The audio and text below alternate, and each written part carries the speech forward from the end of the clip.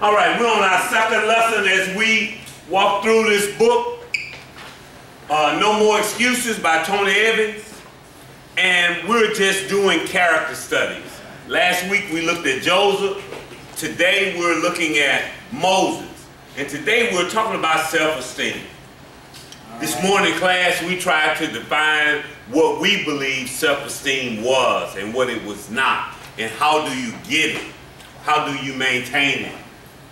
And so we're just going to take some snapshots of Moses' life and try to see what he went through to better help us. All right. Make sense? Yes, sir. It says, if you've ever been rejected, you need a new view of God. If you've ever been rejected, you need a new view. See, rejection will alter your view of God and yourself. That's right. And for those of us that are in recovery, we have suffered a whole lot of rejection. That's right. Some self-inflicted and some just was life. Yeah. But everybody deals with rejection. That's right. But with us, it just affects us a little more severely. Yeah. It says you need a burning bush kind of God. When I talk about rejection, I don't mean a little incident somewhere in the past.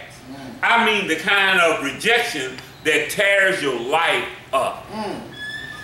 Any of y'all ever suffered that kind of rejection? Oh, that yeah. kind of rejection that was just so dramatic that it just altered your life. That's right. Again, some self-inflicted. Right. See, I would do something to some people, right, and then it would cause them to not want to fool with me, and I still felt rejection. That's right. That's right. You know. See, because I could steal from you, yeah, and then you not let me stay with you, right, I still feel rejection. That's right. And I'm mad at you. That's right. Yeah. You ain't saved. You ain't right. Well, what did you do? That ain't what we talking about.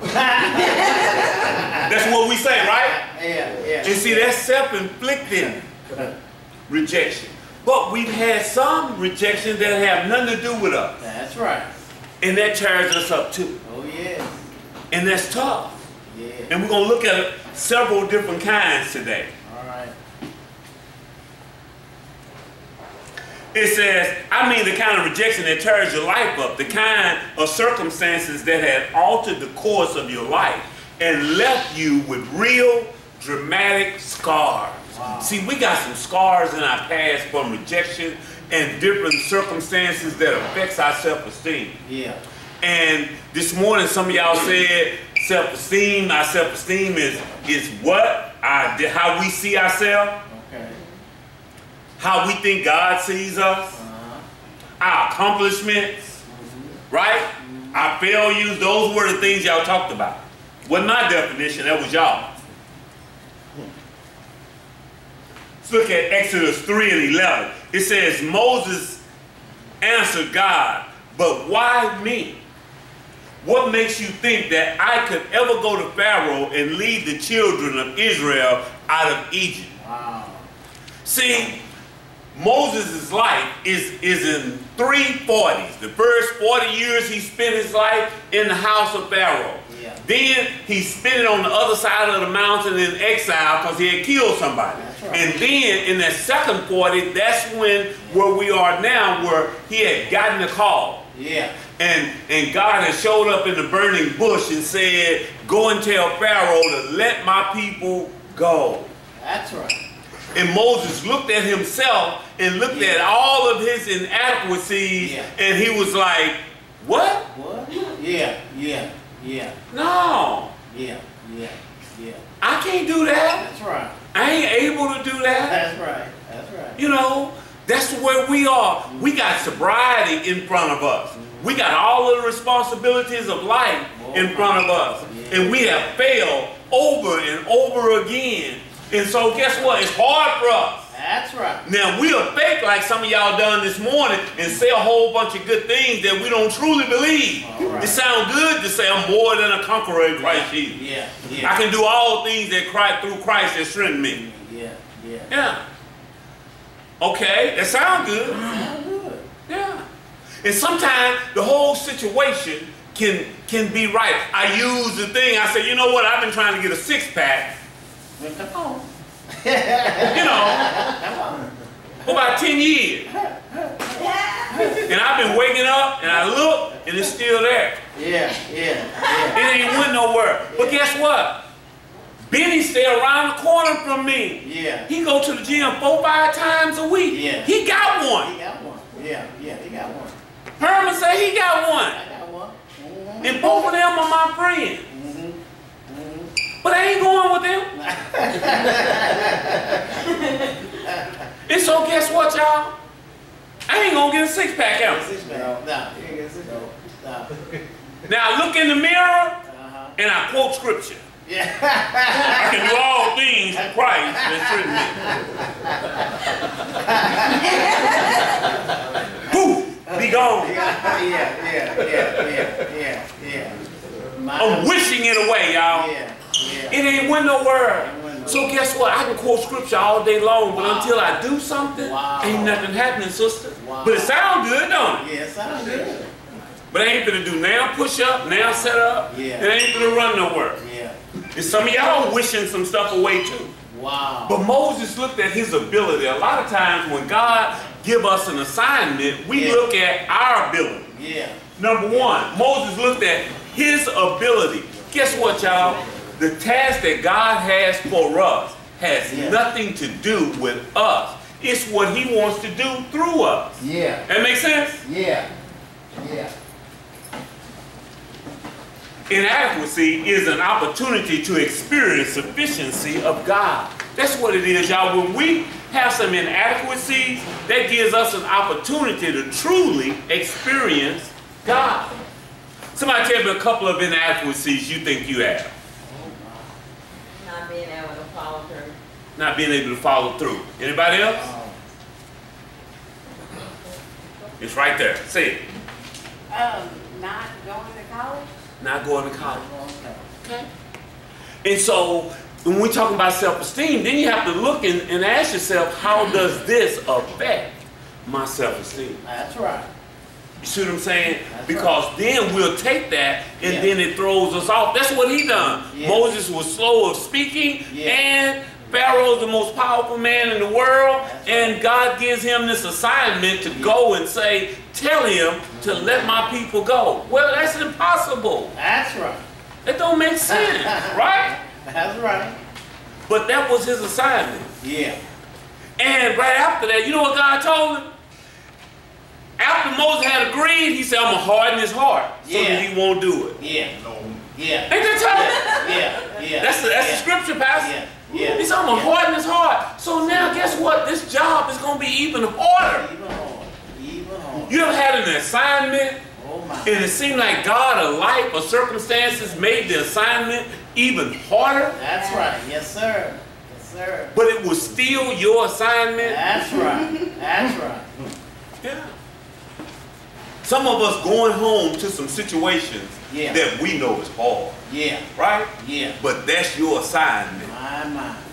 Tell me today. Back when we only had men, the men would say, you know what? I done hurt this woman so bad.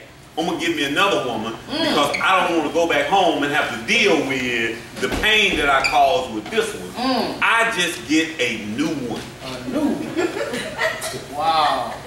Wow. Because I hurt her too bad. Wow. Do the women do that too? Yes. Wow. One lady said no, and the other one said yeah. And guess what? The one that's not in treatment said no. The one that is in treatment says yeah. Yeah. May have something to do with Yeah. being in treatment. Mindset. Just telling the truth. Yeah. Exodus 3:12 says, I will be with you. Well, that is exciting. Yeah. That's good news. That's right. That when God gives us an assignment, even though it's hard, he will be with us. Yes. God says, and this will be the proof that I am the one who sent you. Yeah. See, I was telling someone this week, I said, you know what? Even with the little clean time, 25 years I got, I know it ain't just me. It's God working through me. That's right. That's that's my sobriety is evidence that God is with me. That's right. That's right. You know, it ain't just me. Yeah. And a lot of times we'll quote those scriptures and say all of that stuff, but we live like we are out there by ourselves, Keith. Oh my. And we have to realize that it is God working through us. No. And so we got to really figure out that Philippians 4 and 13, what do that really mean? I can do all things through Christ. Well, what does that mean? What does the through mean? Yeah.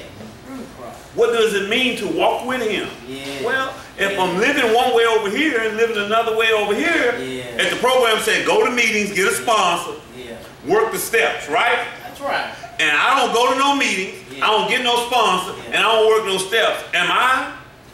Wow. Wow. Wow. Yeah. Wow. That ain't how it works. Wow. It says, when you have brought my people out of Egypt, you will worship God right here at this very mountain. It said, when you brought them out, you will worship here. Right. Y'all, that's a wonderful thing. Right. That's shouting stuff right there. Yeah. Right. Here. God always speaks in the present. See, when you read the Word of God, although this happened thousands of years ago, this right here is present. The Word of God, when you read it, it's now. Yeah. Yeah. That's the only book where it has a historical precedence, but also a present day, present circumstance. Right now, He's saying that if you do what I say, I will bring you out and you will worship today, right here. Right here. Right. Not Moses will do that, but you will do that. Yeah. Yeah. Moses looked at it at his ability, but here, God speaks in the present. That's good news for us. Good news. That's good news. This ain't, because a lot of times we think of these promises as stuff that's way out in the past. You know, the NA text got one promise. Yeah. And it promises us the freedom from active addiction. Yeah. That's a wonderful promise, isn't it? They said they've never seen a person relapse that's working the NA program. So if I relapse, it's because I wasn't working the program. That's right. The big book got 12. Yeah. Some wonderful ones too. That's right. So you'll be amazed before you're halfway through. That's right. You're going to know a new freedom and you're going to know a new peace. Ooh, my. You know, fear of people in economic situations will pass away. Then it gets down to my favorite one. It says you will comprehend the word serenity and you will know peace. No peace. Why, I like that. That's it. Then it ends keep like this. It said, are these exaggerated promises? It said, no, we think not. It said, they have been materialized amongst us every day. And then they give you a hit. Bam! If you work for them. So if I don't work for them, talking about they don't materialize. So the reason y'all not experiencing these promises and your self-esteem is not rising, because you ain't working the program. And the NA text says something else, and I'm almost through. And I quoted it this morning. It says this: irresponsibility lowers our self-esteem. I love that. Yeah, that's true. Irresponsibility lowers my self-esteem. That's right. Yeah. That's right. Boy, eviction notices will mess up your self-esteem. You know what I'm saying? Yeah. They will. That's right. Pink slips on the job because you ain't coming to work. That mess up your self-esteem. That's right. The repo man taking your car because you ain't taking your car though. Yeah, that's right. Going home, flipping the light switch. Yeah. And don't nothing come on, that messes self-esteem up. That's right. That's right. That's right. When they had that incident on Wednesday night up there where the place caught on fire and the transformer caught on fire and the lights went out at Vacation Bible School, everybody looked right at Stephen James and Tammy. Yeah. They like, no, it's paid. That first thing we thought, whoa. Lights done went out. They had to get some answers real quick. That's right. Well, that was funny. That's right. Auntie Kirsty called me from the house. Hey man, lights out over here at the house. Like, hey man, I paid my rent. Why the lights ain't on? That's right. That what that meant. He was checking pay me, Tommy. I done paid my rent, ain't no lights on in the house. But we had paid, it was just a bar, just a bar. But guess what? That'll lower your self-esteem. Yes, so guess what? The very opposite raises our self-esteem. That's right. Once I start to be responsible and take care of my business, I start to feel good about myself. That's right. It says that I start to practice these principles in all my affairs. That's right. That raises our self-esteem, y'all. Yes, it when does. I start to practice these spiritual principles in all of my affairs, I start to feel good. Why? Just because I'm responsible. Let me hear it. It says, God is our refuge and strength and a very present help in the time of trouble. He is. We can hide in him. He's our refuge. Exodus 4:1. It says, Moses objected. They won't trust me. They won't listen to a word I say. Any of y'all ever felt like that? God give you an assignment and you got to go and talk to some people and you done some things. See, Moses had to kill somebody. He had to ran away. He had to done some things, y'all. That's right. And now God sent him back to the very place. Wow. He's scared he gonna go to jail. He don't speak that well. You know. That's tough. That's tough. And God said, go. Go. They're going to say, God appeared to him hardly. That's how it is when we show up, y'all. Talking about we saved and we sober. Like, please. Hard. You? Hard. So you're a Christian now. So you don't drink, huh? Real? Yeah, right. You know you want one of them beers. I got partners that still think that I drink. They're like, come on, Obie. The gig's up. We know you know where it is. No, man, I really don't. So you don't drink like nothing? No, man, nothing. Not even a little beer or something?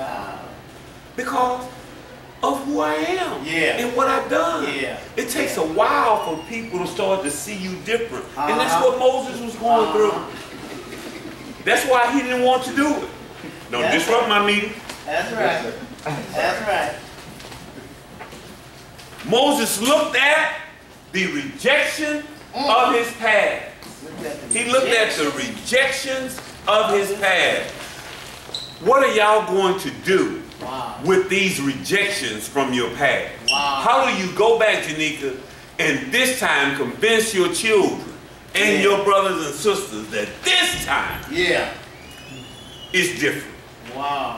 That's what we're faced with, y'all. We got to go back again to the same people that we've lied to, that we've disappointed, and convince them that this time it's different. How do you do that? Because we done suffered those rejections in our past, and that's difficult, y'all. That's right. That's right. That's right. And sometimes, y'all, we don't get to run. It's some people we can't run from. It's some people we got to go back and face. That makes sense? Yes. Yeah, you don't get to run from them. And that's tough, isn't it? That's tough. I know the Bible says a prophet has no honor in his own home. And sometimes it's easier to go to a new place and deal with some new people because, you know, they haven't rejected you and you haven't rejected them. And so it's just easier. But easy ain't always the path. Because this brother had an assignment that was given to him by God. And he knew they wasn't going to believe him. And guess what? They didn't. They did. They did. Had to be plagues. 10 of them, y'all. They tried to kill him. All of that. But that brother persisted on. And continued to do it. And even after, we know the story, even after Pharaoh relented and let him go, then the people he was trying to help rejected him and didn't believe him. That's tough. That's right. Matter of fact, they said, you done brought us all the way out of here just for us to die.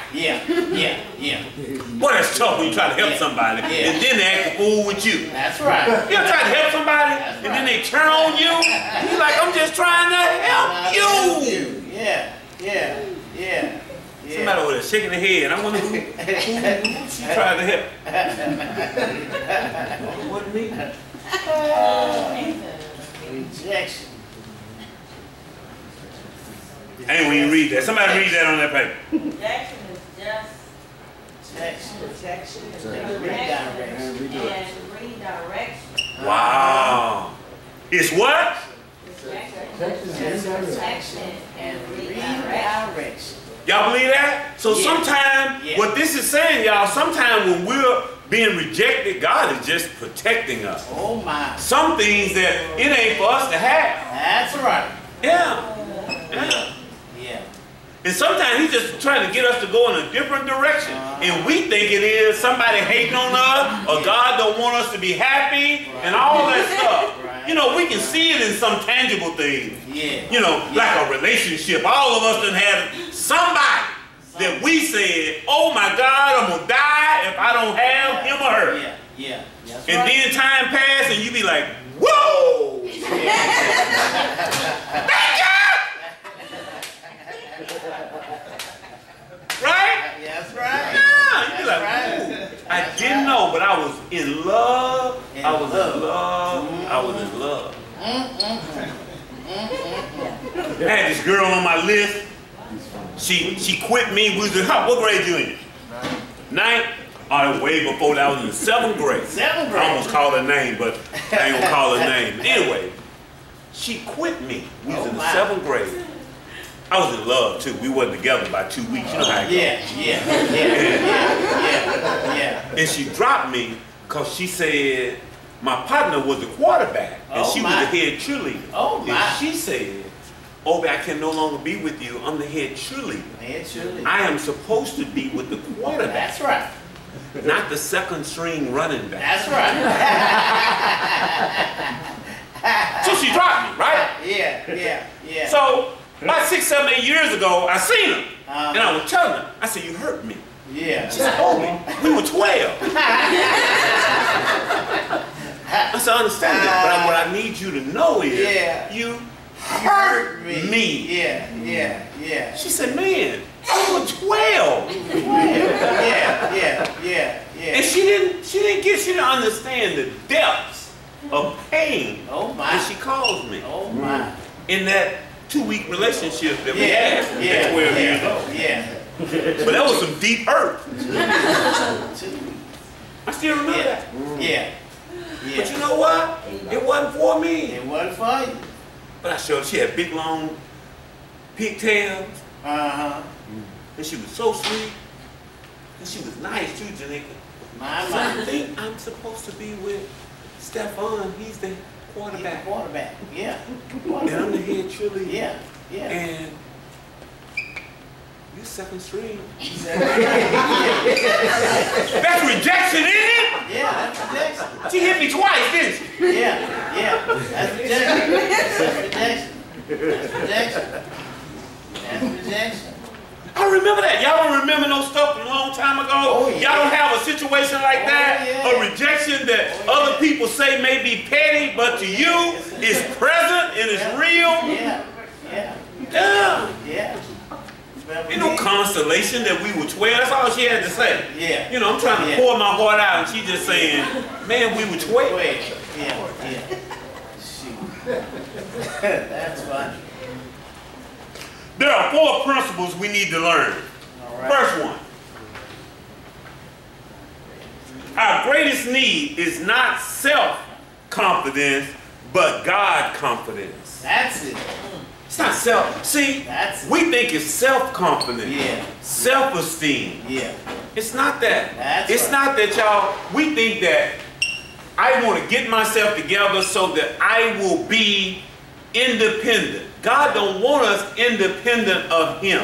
That's He don't want us dependent on Him. He wants it is interdependence, where He works through us. Yeah. We don't need to be independent. That means separate, right? That's right. Now, guess what? It's some people here on earth we need to be independent of. Yeah. Because we don't need to be dependent upon people. That's right. Because people will hurt you. That's right. Even when they mean well. Yeah. They just fallible creatures because they're human. Yeah. It ain't always malicious. That's Sometimes we just fail. Yeah. We mean well, Yeah. you know. Yeah. But I tell the family members all the time, it takes you a long, long time before you group your life up with us where you become dependent upon us. Right. Right. We need to have some substantial clean time Yes. before you do that. That's right. That's right. Don't let your welfare be dependent upon us. That's where right. you know your housing and your welfare and everything is dependent upon us, and we got 9 months clean. Keep us trying to be homeless behind us. You better believe it. You better believe it. Number 2, God uses even bad experiences to prepare us for future service. Wow. That's what this is, y'all. Everything that you are going through today is He's preparing you for something. Because guess what? Who wants to be involved in anything or with anybody that ain't been tested? Oh my. You want to know. That's why people get degrees, Mimi. Yeah. That degree means that that person has been tested. That's right. You know, you be like, okay now, so what's your qualifications for you being able to doctor on me? Or whatever the case may be. People want to know. That's right. That's right. Want to know that that's all that means is you've been tested. That's right. That you've done the prerequisite work that qualifies you. Well, some of the assignments that that God has for us, we got some prerequisites to go through. Right. We got to be tested. You know? I'm standing up here today. Shoot, I fell off 5 times so I can speak to the relapser. Right. Yeah. I got 25 years clean so I can speak to the person about recovery. That's right. That's right. I've been on this same job. I've been in ministry 21 years. That's right. So I can speak to some things because I got some prerequisites. That's right. I've done some things that qualify me. That's what this is talking about. Yeah. And so guess what? Some of those are bad experiences. Right. That I can talk to some people. Yeah. I was talking to somebody in ministry the other day and they were talking about getting out, talking about how hard it was. I said, hey, let's go to lunch. Yeah. I can talk to you about the pain of ministry because I've been through it. Yeah. That's why we need the alumni people, because treatment is hard. You need to talk to somebody. That's right. See, some of y'all that's booed up, that's going back home, you know. You need to talk to somebody that done went back home. That's right. To a girlfriend or a husband or a boyfriend. That's and right. let you know that hey, it ain't gonna be that easy. That's right. Who you come to see? Him? You know, my name. Okay. It's Both your of them. Both of them. This is my boo right there, though. bless your heart. Yeah. Bless your heart. Yeah. Bless your heart. In the Mississippi way. Mississippi way. Yeah. But guess what? That's tough when we got to go back home. And you know what? We can make it. Yeah. People in recovery make it all the time. That's right. But guess what? It's hard working back through that stuff. It's difficult. It really, really is. Yeah. The scripture here, Romans 8:28. Somebody read that. That's why we can be so sure that every detail in our lives of love for God is working something good. All right. And we know it in King James, right? Yeah. That everything works together for the good of those who love the Lord and who's called according to His purpose. Yeah. Everything. See, it's real good for us to quote that, but it's hard to live it, because when it says that everything works together for the good of those who love the Lord, that means everything, all of this stuff that we went through, that God can take. It's like gumbo, where you throw it all in the pot. And it all turns out, if it's done right, it's some good stuff. And that's what our life will be. All of this stuff that we done went through, all of the tears, all of the pain, all of that stuff. God is using that for His glory and our good. That's it. In some kind of way, it's gonna be quite good. It don't seem like it, do it? Nah, it don't seem like it. But I can tell you this, y'all, all of those tears sure make the sun shine a little brighter when you get through. Shine a You little know what I'm brighter. saying? Yeah. It makes joy a little more joyful when you done Yeah. been through something. That's Then y'all ever had to work real hard for something and then when you got it and you say,